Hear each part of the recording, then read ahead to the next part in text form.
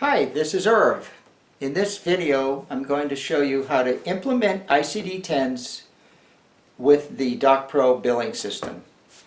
I've already done a couple other videos that are on my website, and those videos will show you how to do everything. This one is really meant to just tie it all together one last time, so this video should be pretty complete. So if you haven't watched the others, you can just start with this one. Alright, starting out, ICD-10s are a new coding system for diagnoses that you need to start using beginning on October 1st. The ICD-10s replace the ICD-9s. The ICD-10s are part of the World Health Organization, so I believe they're international codes. Just briefly, there's two major types of coding that we work with in your billing.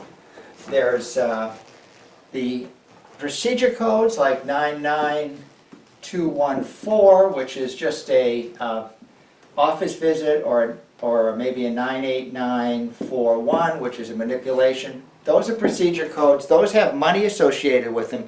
Those are not changing, so don't worry about procedure codes. ICD-9s are the old diagnosis codes, and codes like 739.1, which might be a cervical dysfunction, that is going to change. The new code is going to be M9901 for this code. Now, the new codes are, there's a lot more of them. They're more specific. In this case, it's a one-for-one, but there can be one-to-many. So the old ICD-9 codes basically were up to between 3 and 5 digits, and you could have an A or an E on the first digit, but otherwise they were all numbers. And if there's more than 3, then you put the period in. The ICD-10s are the same idea, but they're between 3 and 7 digits. The first digit is always a letter, the second digit is always a number, and then the last 5 digits can be either. So those are your codes. So let's go ahead and take a look at how you can find and the new ICD-10 codes, or get them into your system. We're going to take a look at DocPro. We're at the main menu. We'll go to the patient ledger. This is a demo. We'll just find one of our patients, bring that patient in. Now, right now, here's some visits for this patient who's Joe Applegate. If we want to see what he has for diagnoses right now, we can click up here and it'll show that as of 12/13, he's got these 2 diagnoses, which are obviously ICD-9s. If I double click those, they'll show you what the descriptions are. Now, we need to make these 10s, okay? So how does this work? Well, when we put in a new visit, so let's say he comes in on October 1st. We'll put a C for charge. Now, today on my video day is 9/18, so we'll just leave 9/18 in there. The procedure doesn't change, so for example, we might have a 97140. That's a manual therapy. Now the problem is here that we have ICD-10 showing, a 9 showing up. Beginning on October 1st, we need 10s in here. And the way we can do that is possibly click here and see if we have this code already in as a ICD-10. So if I double click this, and then I come down here and try to look and see if I can find a 739.1.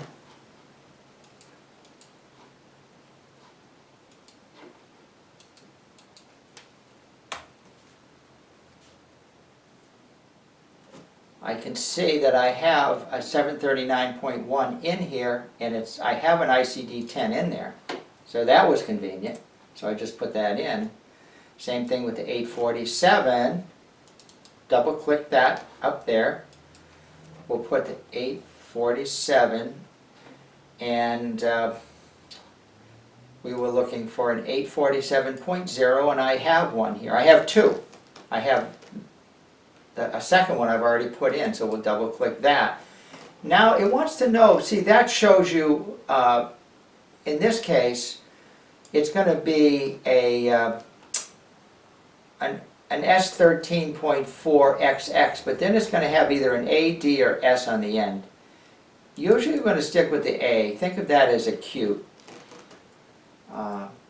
And now we actually just entered that diagnosis.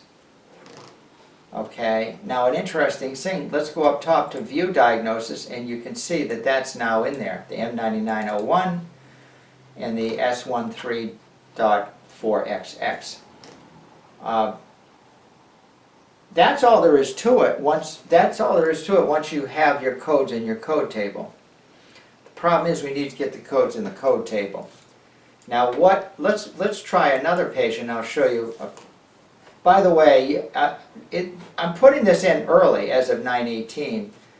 That is actually, if you enter the right information in the code table, it would know that to print the ICD-9 today, but then on October 1st it starts printing the ICD-10s. And the way you can tell if they're in, see the M9901, it knows that that's a 739.1. You can pretty much ignore that. I think the idea is that when we put in an ICD-10, we want to put in what it would have been if it was an ICD-9. Really just for our reference. So we're going to do that. So we're going to get out of here. Let me show you another patient. Let's go to Clint Eastwood. Let's do his diagnoses. He's got a 739.5, which is a dysfunction in the pelvic region, and then he has a 354.4. Well, let's remember that, 739.5, and let's go ahead and try to put a charge in for that. We'll put it in as of today, and we'll just put in that, this is a code that's in there. Now when we get over here, again, these are not going to fly as of October 1st, so we'll just say if today was October 1st, we need to get to ICD-10. So let's come in here. I can actually just bring this up to 739.5. Let's put it in to 739.5. And here it is, but the problem is there's no ICD-10 code in there. So we ran up against the wall. All right, so now we need to add that 739.5 to our table, and that's the tricky part. So let's go to the 739.5 and find that. So I'm going to cancel out of here. If I press my escape key a few times, that sometimes will get me out of here. Let's do that. So now let's go over to the web. Let's go to the internet. If you want to find an ICD-10 code, go to my website. It's called SW4HC.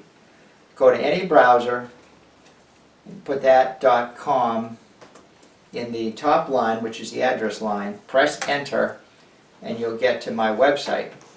Now once you're in my website, you can scroll down to the very bottom left, and down under the links find the ICD-10 resource.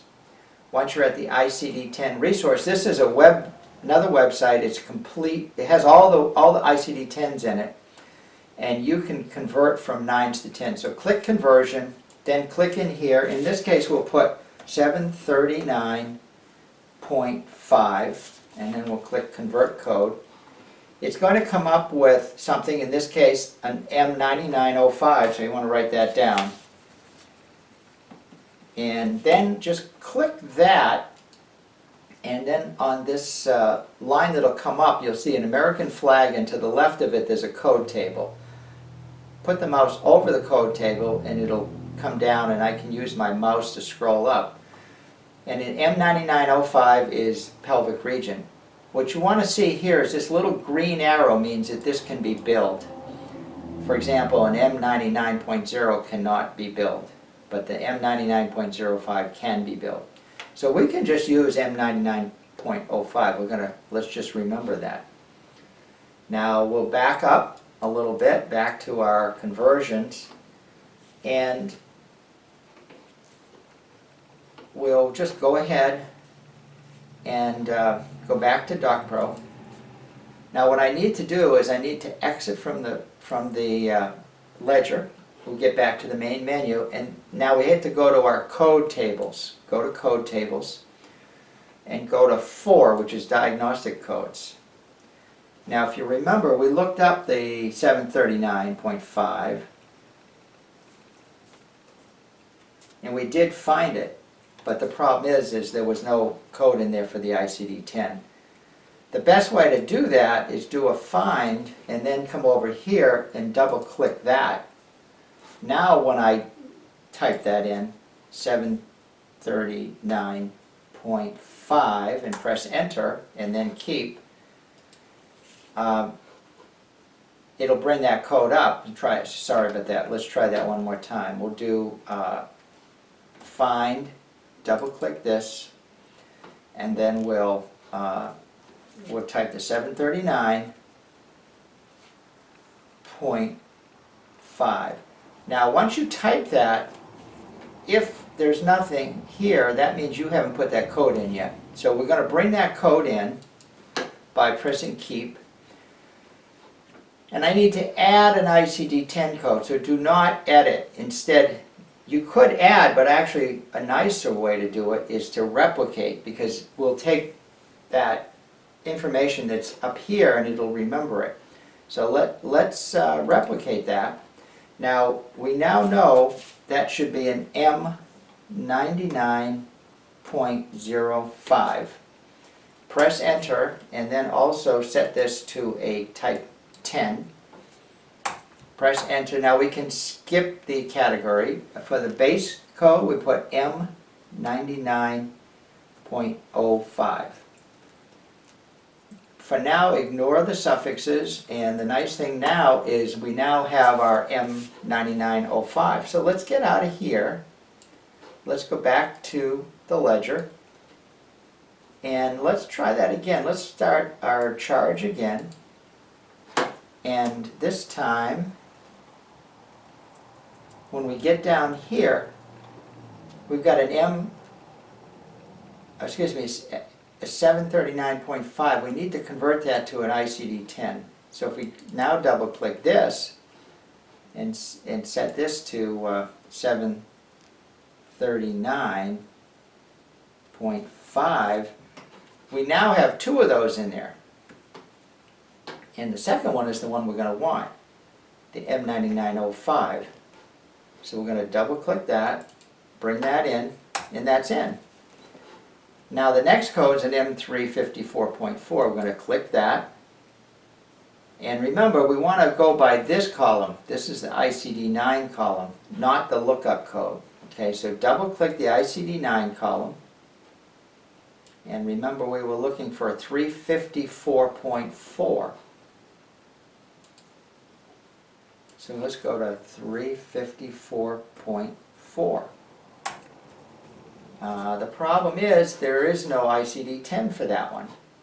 So again, we're going to need to write that down, 354.4, and we're going to have to go to the website again. So let's get out of here.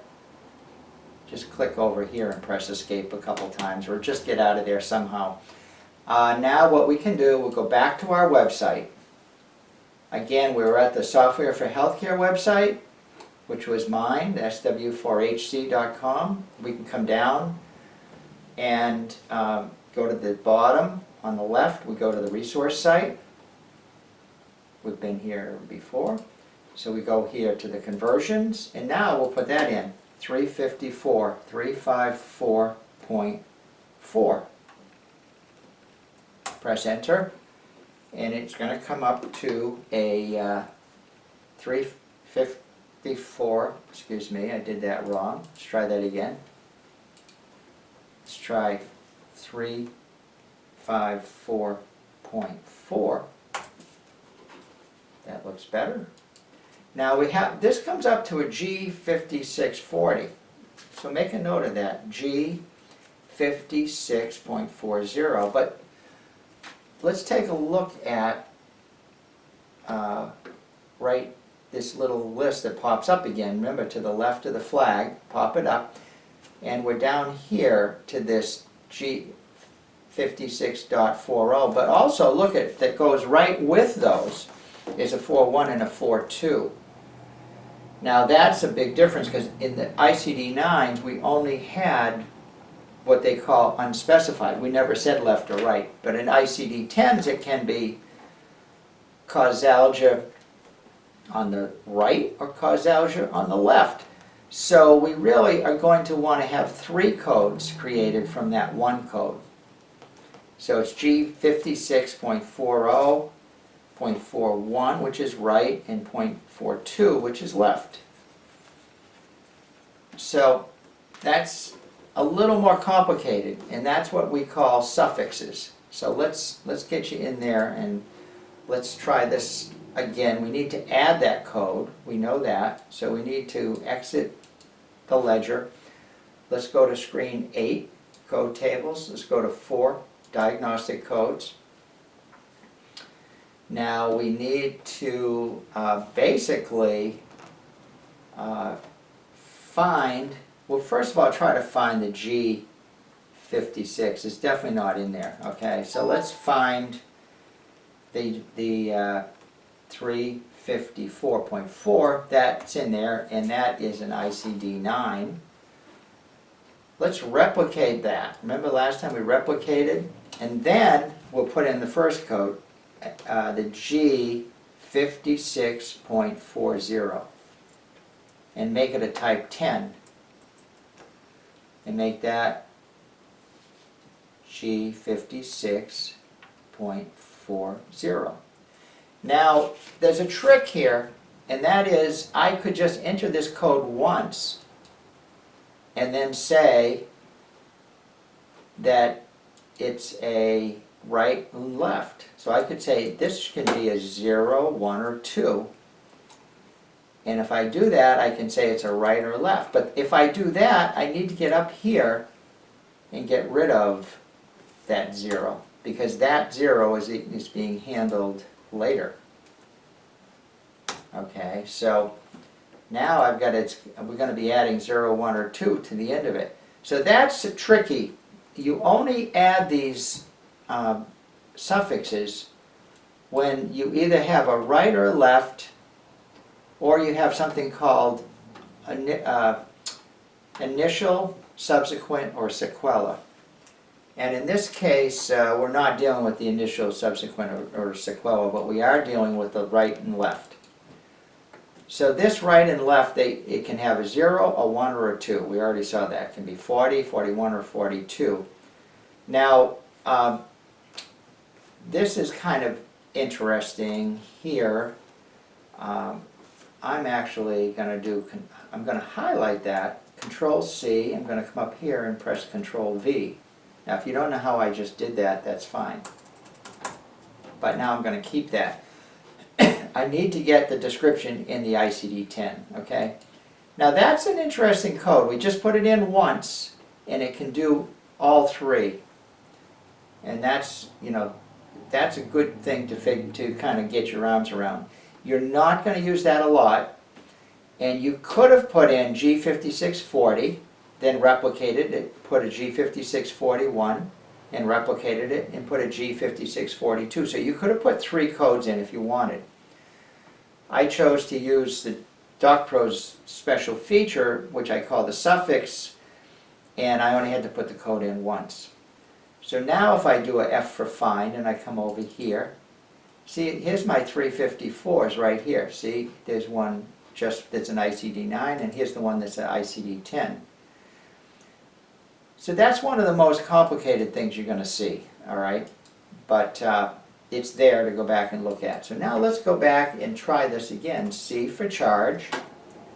Let's go put an A34 in. That's just an office code.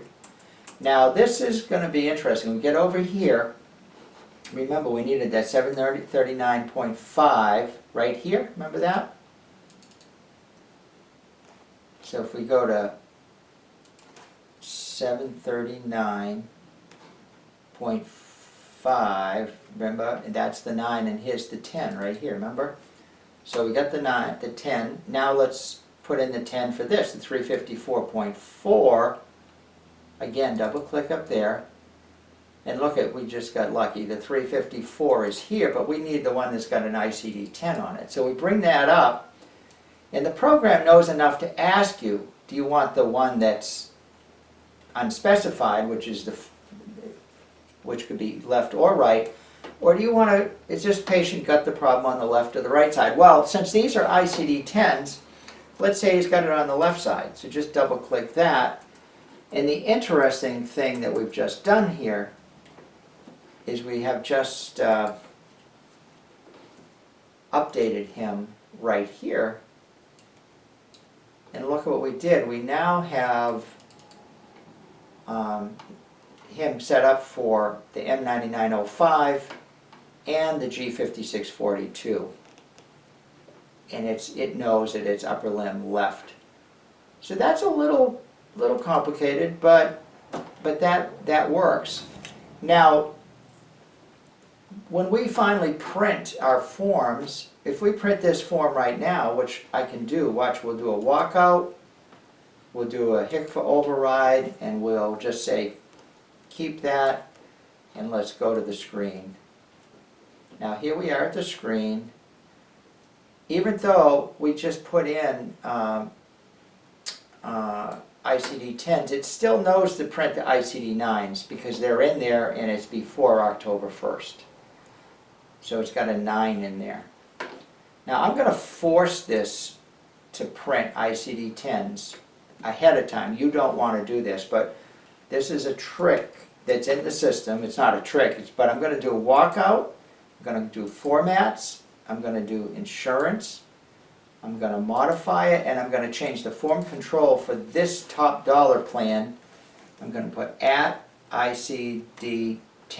Now you're not going to do that because you don't want it to print early, but I'm making it print before it should be by putting that in there. Now watch what happens when I do a walkout, HICFA, keep, and go to the screen. We're actually going to, here's the HICFA form, we're actually printing ICD-10 codes here. And the form is exactly the same as the ICD-9 form, except these two fields have ICD-10s, and this one field here has a 0 instead of a 9. So that's pretty neat. That's really most of everything you need to know. The only other one that's kind of interesting is, let's go back to this first patient right here. And let's find Applegate. Now in the beginning of our demo right here, we had just put this in. Now I'd like to talk a little more about this A on the end of this. Let's take a look right here. Let's edit this diagnosis. Let's just bring this up here. And we'll go here. Now, if I get rid of that and just press, excuse me, let's try that again. We'll go to View. We'll go to Edit. We're going to bring this in. When we get here, if I bring this up like this, and I had the S13, okay, let's find the S13, which was this one right here. If I bring that in, it knows enough to ask me, is this the initial encounter, the subsequent, or the sequela?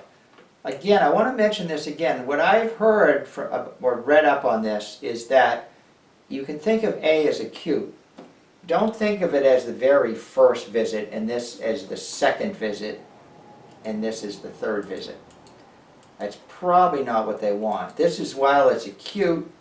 This is probably while after it's been treated and it's not acute, this is probably a maintenance. And then this one is for complications. So if you have a complicated situation later, you can maybe upgrade it to this one. But you want to study up on those, but for right now, just stick with the A's, okay? All right, now the one thing, I will show you one other thing, and that is on the main menu, be sure you're at August 25th, okay? You need to have the update. There's a new password for the update, so you've got to call and get it. And so, I think we're basically there, okay? By the way, let's go back to my website just for a moment and look at, let's come right here. This is right here. If you go to the top of my website, there's an ICD-10 overview here. That's another one that's interesting if you want to look at it. Here's one too, a little more on what we just did, how to do ICD-10s, but this one we just did was even better, I think.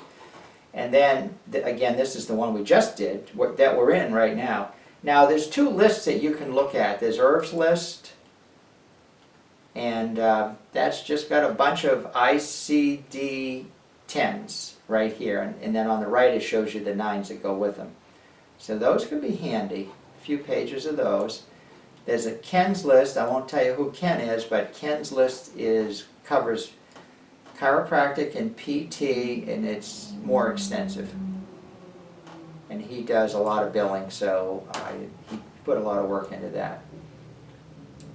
So, if there's any questions, feel free to email me, and otherwise, I guess we can finish this up. Again, to summarize, October 1st, what you should be doing right now is looking up ICD-10s and putting them in. I don't think you need to put them into the patient screens until October 1st. Unless you're already doing that. If you're doing it, you know how it works. As long as your version is August 25th or newer, then on October 1st, things will start printing automatically.